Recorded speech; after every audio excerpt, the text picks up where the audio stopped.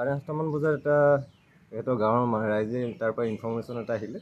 তাৰপিছত আমি গৈ দেখোঁ যে বাঘটো তাতে ৰাস্তাৰ কাষতে পৰি আছিলে আৰু ৰাস্তাৰ কাষত পৰাৰ পাছত আমি গোটেই দেখি ডক্টৰ মাতি এইটো মাইনৰ পষ্টমৰ্টেমটো কৰা হৈছে আৰু মেজৰ পষ্টমৰ্টেমৰ কাৰণে ইয়াত লৈ অহা হৈছে। কিবা স্পট পোৱা গৈছে নেকি? দুই এটা স্পট পোৱা গৈছে। দুটা বাঘৰ মাজত যুদ্ধ হওঁতে সিহঁতৰ কাজিয়া হওঁতে এইটো বাঘৰ ডেথ হৈছে বুলি সিহঁতে জনাইছে গাঁৱৰ ৰাইজে। এতিয়া মেজৰ অপাৰেশ্যন PM হ'ব? মেজৰ PM হ'ব। ডক্টৰজন আহি আছে।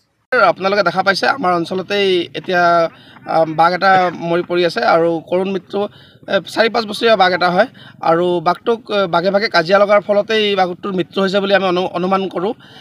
যিহেতু বাঘটোৰ পাছফালে গোটেই আঘাতৰ চিন আৰু আমাৰ অঞ্চলত বহুত বেছি বাঘ আছে, সেইকাৰণে হয়তো বাঘৰ মাজত সংঘৰ্ষ হ'ল আৰু সেইবাবে বাঘ এটাৰ কৰুণ মৃত্যু হ'ল। আৰু এতিয়া বন বিভাগৰ লোক আহি পাইছে ইতিমধ্যে, এতিয়া পষ্টমৰ্টেমৰ বিষয়ে কৰি আছে কাম।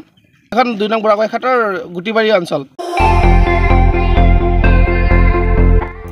আপুনিও ভুগিছে নেকি গেছৰ সমস্যাত? গেছ আৰু লিভাৰ ৰিলেটেড সকলো সমস্যাৰ একমাত্ৰ সমাধান গেষ্ট্ৰচিটি। বদহজম, এচিডিটি, ফেটি লিভাৰ, পাইলছকে আদি কৰি ভিন্ন গেছৰ সমস্যাৰ সমাধানৰ বাবে কেৱল আপোনাৰ কাষত গেষ্ট্ৰচিটি।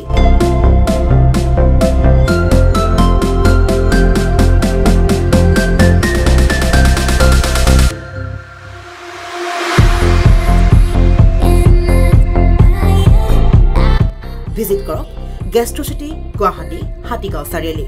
যোগাযোগ নম্বৰ 7577999909।